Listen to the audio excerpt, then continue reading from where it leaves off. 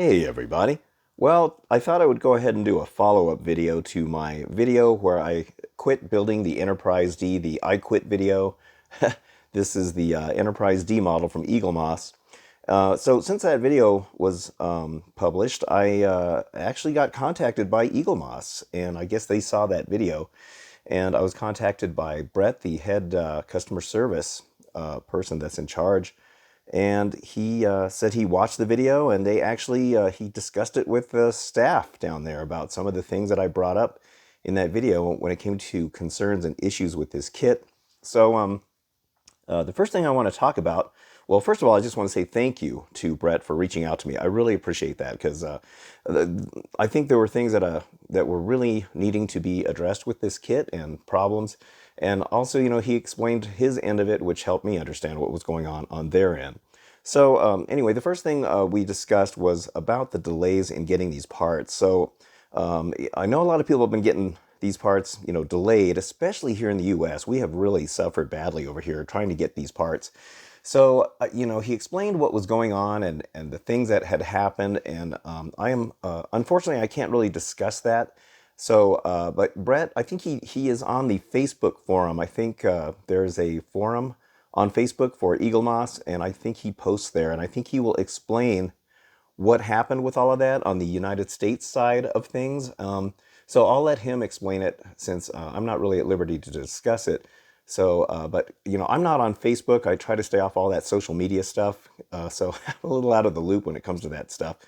So yeah, we'll let him take care of it. But he explained what happened, and I completely understand. It was completely out of Eaglemoss's hands.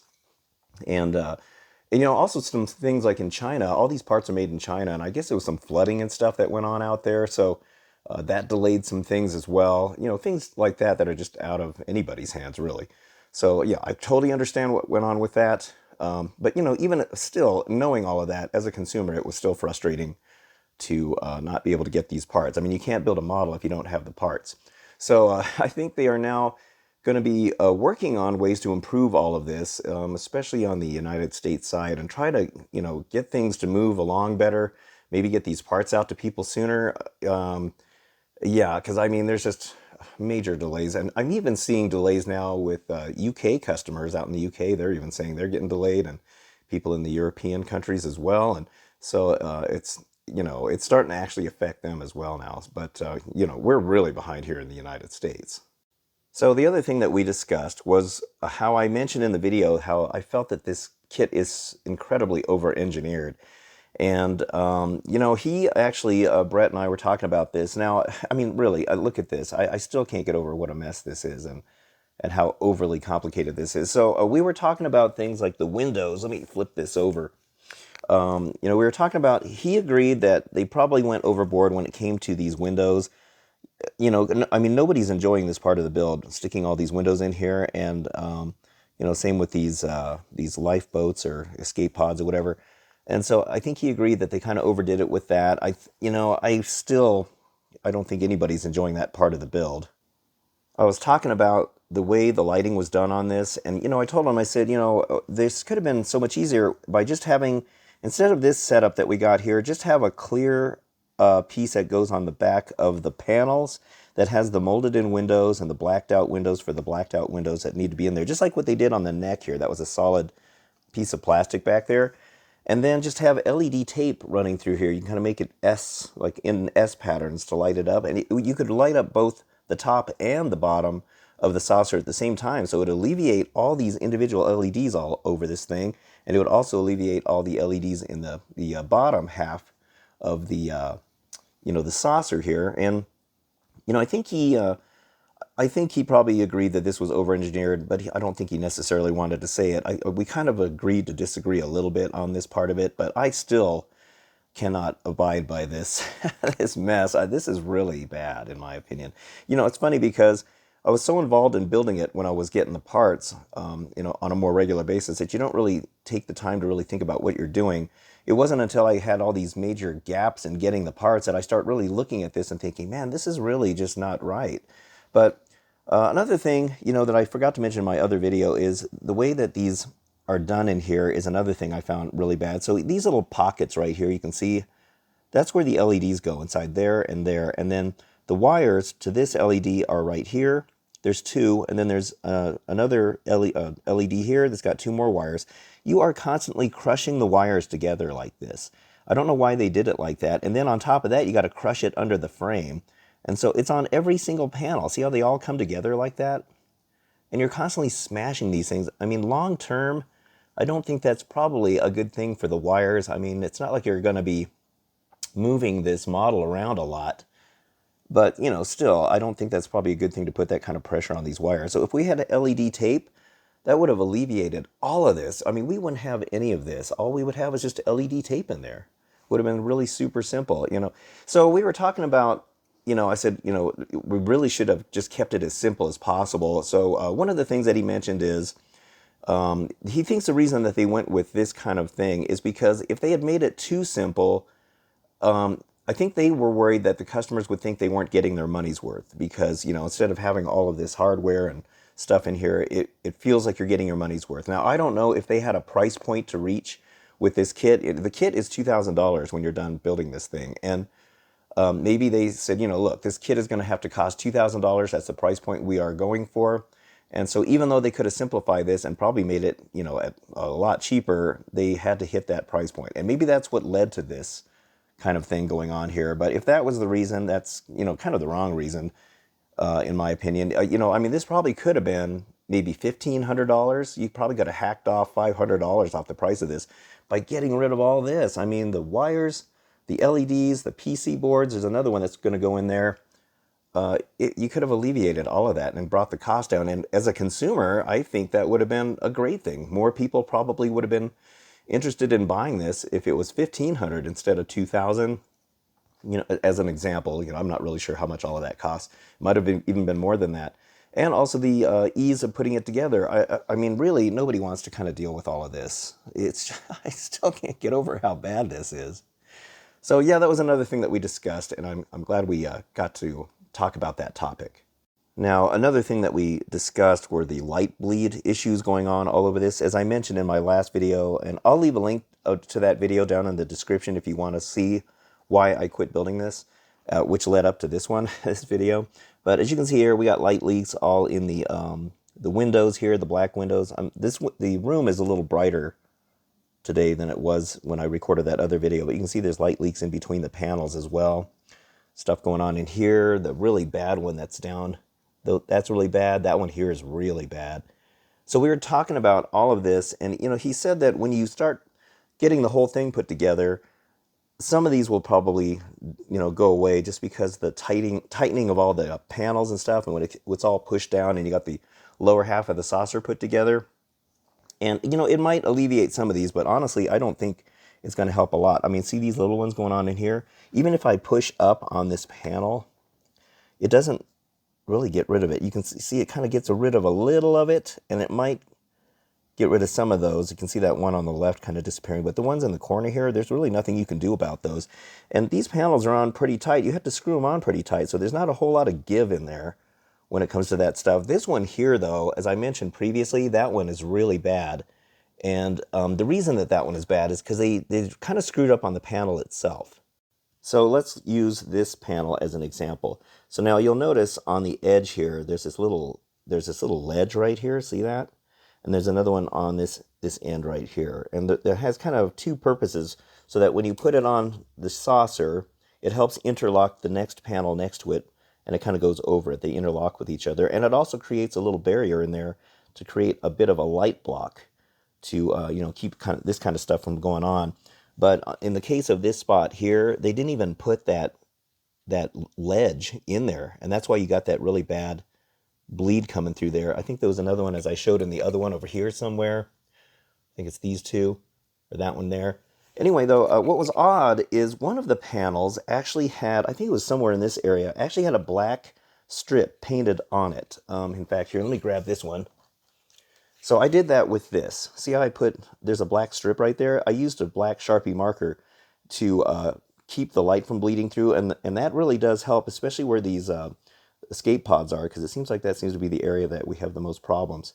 So one of these panels actually had it painted on, And then they didn't do it for anything else, and they probably should have done it for all of these. And I was asking Brett about that, and he says it's possible that maybe the idea was to put those on there, and then for whatever reason during production, it just wasn't followed through because a lot of things do change from the drawing board to the time these things are made, and so that might have been what happened with that. But I really do think that would have been something that would have helped alleviate these problems. We were also talking about some of the modifications that people are doing to this thing, and he highly recommended people do not modify this model because pretty much anything you do to it is going to affect the way things fit. I've seen people using black electric tape or black tape to put, behind especially behind the lifeboats and maybe in those cracked areas. And also, I've seen people going as far as using liquid electric tape in there, and they're using putty and things like that. And the problem with all of that liquid electric tape is pretty toxic stuff as it is, but it tends to ooze out between the windows and the escape pods and the panels. The putty, if you use putty in there, now you're going to seal up these lines that are kind of consistent through the whole thing. It's kind of like a grid kind of pattern. Now you're going to ruin that. And also you're going to have to match up the paint because, some of these have that kind of greenish color, and then it's the gray. It's going to be hard to match that up. And also, whenever you pick it up, that putty is probably going to crack. So there's not really much you can do as far as modifying this. I mean, I don't know, without messing things up. You got to be really careful about stuff like that. I think if you're going to do anything, that's probably the best method, is just use a black Sharpie in there, because it doesn't put any thickness to the piece where it would affect the fit at all. But that should have been done previously ahead of time on the model, like that one panel. It's just kind of weird how they did that. Another problem with this kit is that when you are testing the lighting for each of these panels, they'll have you, attach that battery pack, which is right there. They'll have you attach it to one panel at a time just to make sure the LEDs work. And then when you start putting them on the saucer, it's not till you get a significant part of this saucer built that you actually test all the lights at once. And so you'll have quite a few of these panels put on, and then that's when they decide that you're going to, try all the lights out. And maybe that was for the shock factor, when you finally get this many pieces put on, and then you get to turn the lights on for the first time, and you get to see all of this.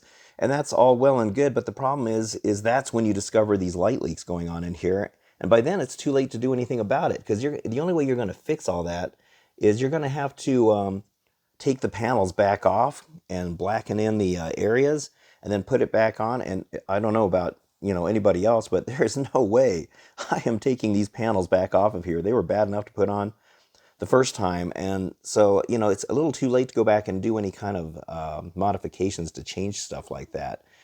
So I kind of unfortunately you don't really know it's a problem with the light leaks until you've gotten pretty far along with it. I've actually heard of a couple people who are building this who are just foregoing the lights altogether. I was actually surprised. I think during a live stream for World of Wayne's channel, I think he mentioned in one of his live streams that he's not even going to use the lights. He's not going to make it light up. So I think maybe he might be doing his own modifications. But if he's been doing a build series like I was on this, and he is showing all the lights being put in, so maybe he's putting them in just for the sake of showing how the model goes together. But I don't think he's actually going to use the lights. And I think some people are probably going to just forego using this method because this is so bad. And, the problem is you're spending all this money for all this stuff. Like I mentioned, how much of the kit's cost went into these boards and the wiring and the LEDs. That can't, be very cheap for all of that. So if you end up not using it, you're just kind of throwing away your money on it. If you end up having to do modifications, and then you got to spend money on doing the modifications. So I don't know. Once again, I just kind of think the lighting on this was really messed up. So our conversation moved on now to batteries. I mentioned in that last video how I just cannot get on board about how this whole thing is battery powered. It's a big model, and it should not have been battery powered. So Brett was telling me that the reasoning that they went with batteries is because they felt that they wanted to make it somewhat portable to where people can, decide what part of the room they want to display this in and not have to worry about an outlet, being close to an outlet somewhere. But I don't know. I think most homes nowadays, just looking around in this room that I'm in right now, it's a small room, and it's probably like maybe 1, 2, 3, 4, 5, 6. There's like 6 or 7 outlets just in this little room. So most people have a ton of outlets in their house. It's not like it's going to be a real problem. And you can always use an extension cord if you have to as well. So I'm still not on board with the battery thing. On last count, this thing uses 3 AAAs. I heard that the saucer uses 6 batteries. I don't know if that's true or not. If you guys know for sure, maybe you can comment in the comment section. These each nacelle uses 2 button cell batteries, which I commented about that as well. And then if you're buying the premium version of this kit, it comes with a deluxe display stand and case, and I think it lights up. We're not sure yet, but I think it does. And if it does, it's going to use at least probably 4 batteries to light it up, maybe 2 or 4. So I'm guessing now. I think it's around 16 batteries that you're going to need to use this thing. And I just still can't get on board with that. It just would have been so much easier. So, I understand that maybe that was their reasoning for going with batteries, but I still think maybe it was an afterthought. For me personally, I just think maybe it was an afterthought of why they decided to do batteries. I just can't imagine, why that would have been kind of a logical decision to make. But, I don't know. Maybe it has to do with the saucer not attaching to the neck. And speaking of that, we had talked about that as well. I said, now, does the neck attach to the saucer? So Brett was building this kit too, so I don't think he's completely sure on everything yet because they don't have all the parts. As I mentioned in the last video, these little docking clamps, I believe is what they're called. See how they pop out? That's how they looked in the TV show and the movie. These things would raise and lower, and it kind of showed how the saucer would attach to the neck here. Well, Brett said that these things have absolutely nothing to do with how the neck connects to the saucer. These are probably just for looks, is basically what it is. But at the same time, there's nothing on here where the neck would attach to the saucer. I mean, it's going to go, if I can lift this up, the back, it's going to go on the bottom of the saucer like that. Well, there's nothing on here that is going to, there's no holes in there, there's no screw attachments, nothing. So, I mean, I was talking to a viewer on one of my videos who we were kind of discussing this subject, and he mentioned that what were we saying? We were talking about how we think maybe the saucer and the neck are actually not going to attach. All that's going to happen is you're going to just place the saucer on top of this, and that's it. So we were looking at some pre-production photos. It looked like maybe there was some wires or something holding up the saucer. I'm not really sure, but maybe the deluxe case has some kind of a support that holds up just the saucer by itself, and then it matches up to where the secondary section of the ship is, and then you just place the saucer here on top of that, and that's how it's displayed. I don't know, because there's no way that this is going to connect in any way, shape, or form, and there's no way these little things are going to hold up the weight of that saucer. That saucer is super heavy. So yeah, anyway, I don't know. I kind of think it's a feature that I don't like. I don't know anybody who's probably going to display this with the saucer detached from the ship. I mean, I wouldn't have done it that way. So yeah, I don't know. It's just kind of a wonky way of doing that. We were discussing the neck here, and we were talking about that gap that's right in this area right here. Now, I managed to get the gap on mine relatively minimal, but Brett was saying that people at Eaglemoss were actually building this kit, and they have this same problem with the gap on here. It's on the side as well. I should have put the batteries in so you can see how bad the light leak is, but they I guess they sent out some kind of a blurb or something about how to fix this. I don't know if it was email or what. Maybe it was on that Facebook forum. I'm not really sure on how to minimize this, but it had something to do with wire management. But even if you do get the wires where they're supposed to go, it still doesn't fit quite right. Everybody's had a problem with that. This gap in the front of the neck that I mentioned, this really bad one here, the light bleeds through there so bad, and I have tried to squeeze this thing together as best as I can. It just won't budge, especially in this part here. It's possible that little lens for the photon torpedo launcher right there, maybe it's too wide or something, and it's keeping that from going together.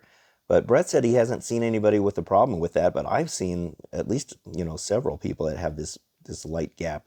I think some people are just sticking something in behind there to mask it somehow. But yeah, I don't know. Still not sure about that. This thing, by the way, I want to point out the battery compartment here. If you look inside here, see that little, let me see if I can get the light in here just right. See that little silver thing right in here? See that? It's like a tab. Okay, so what that is the lid for the this thing right here. This little metal tab right here has got to rest against that. So when you put this on like this, This fits in here. That metal tab has got to connect to that little metal tab. Well, the problem is, once you got the batteries in here, the battery keeps getting in the way. This battery that's on this side right here, it keeps getting right in the way. So when you put this, this cover on, this tab right here gets caught on the top of the battery, and you put it in, you screw it down, and you think it's all ready to go, and the lights aren't working. And that's because this metal tab is actually resting on the battery and not on there, because it keeps getting caught. So it's kind of a wonky way they did that. So I kind of wish that was a little bit differently done. It's the same kind of battery case that looks like this, but it's just harder to do when it's in that neck right there. Another thing is, when I took the batteries out, because I wasn't going to be building this anymore, this little tab, let me get right here, this tab right here, that one on the corner, that fell off. It completely came off. Because if you'll notice, there's only these little black little posts that are holding it in there. It's like they snapped in or something, which isn't a very strong way of holding that, considering how much tension is on there when you put it in, because it's now being, this is being pushed on. And so I actually had to, you can see I glued it, I Gorilla glued it to make it stay on.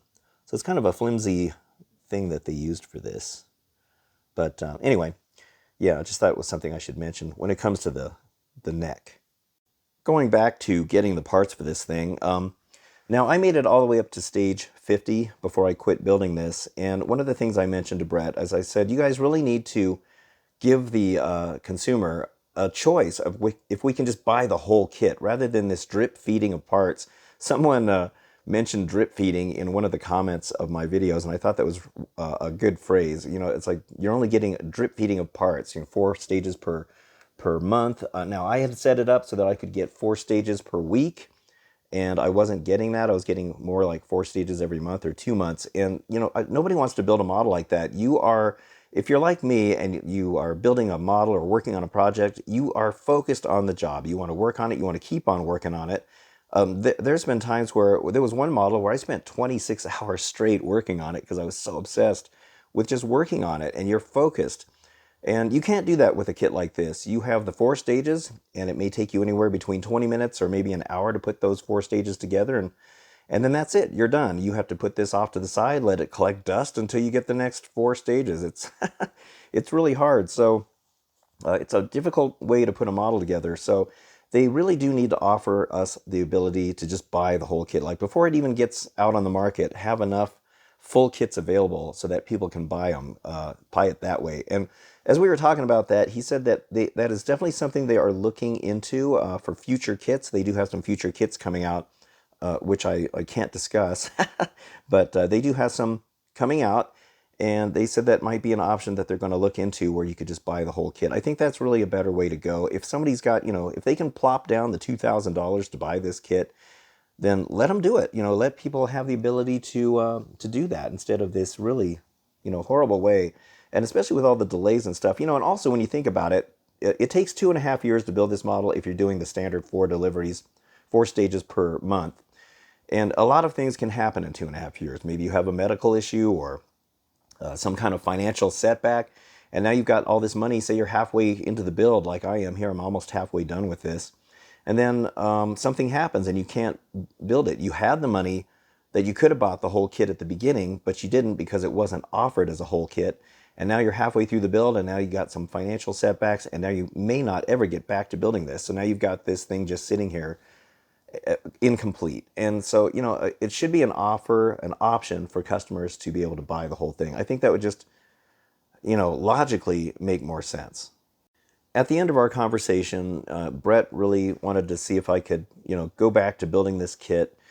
And I do, the thing is, I didn't want to quit building this thing. I really wanted to build this kit. I have such a love-hate relationship with this model because I really did want to build it. The Enterprise is such a cool ship, and I really wanted to build this thing, but I don't know. There's just too many setbacks. Now, they are working, like I said, on ways to improve people getting these parts. But even if they do fix the problems, I think we're still going to have delays with this, especially here in America because of this kit being based out of the UK. I'm thinking Eaglemoss is a UK company. And, who knows what kind of delays are laying ahead for something like this. I just feel like even if they get the problems fixed, it's still going to take me way too long to build this than I want to be spending on it. And he almost had me convinced. I said, yeah, okay, I'll go back to building this thing. I decided, I could take up where I left off from stage 51 on. And then an hour later after our conversation, I came back in here to look at this thing, and I don't know. As soon as I look at this mess here, I'm just like, God, I don't even know if I don't really want to put myself through this anymore.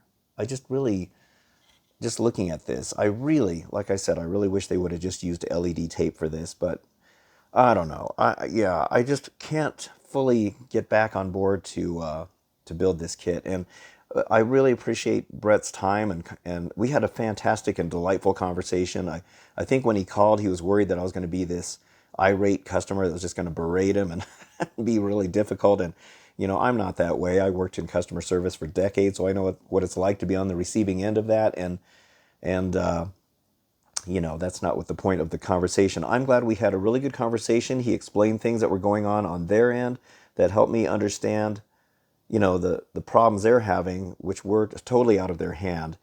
And then, he understood more of the consumer side of what's going on and how we feel about all of this. And I think they're truly trying to make some changes. It's just that there are some things that are holding them back from being able to get certain things done. But, and I get it. But I don't know. Like I said, I just don't think I can get back into building this thing. I want to, but I think the only way I would ever go back to building this thing is if they said, all right, if you want to, we'll send you stages 51 through 120 all at once in one package. And that way I just got the parts. I can just get to work on this thing. And plus, think about it. I think there are 30 separate shipments for this when all is said and done. So you're paying 30 times you are paying for shipping. So, the post office or whoever is making some really good money on all these packages that are being sent to our house, when it could have just been one package. It would have saved us a lot of money on shipping. And then also as an environmental impact, thinking of it that way, all these cardboard boxes and packing material that we just end up throwing into the landfills, instead of all of that, we could have just had one box. So I don't know, there's a lot of things that would have been advantageous to have this as a solid kit if the customer chooses to do it that way. They can still offer the 4 stages per month for people that may not be able to blow up $2,000 on something like that.